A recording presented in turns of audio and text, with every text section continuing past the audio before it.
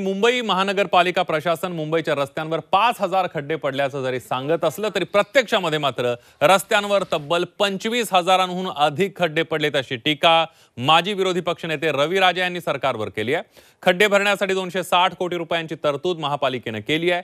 हे सर्व पैसे कंत्राटदाराच्या खिशात जात आहेत। दोन पालकमंत्री असूनही त्यांचं लक्ष नाहीये असंही त्यांनी म्हटलंय।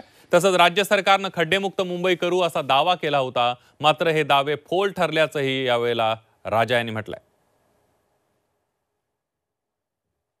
25,000 खड्डे पूर्ण मुंबईमध्ये पडलेला आहे।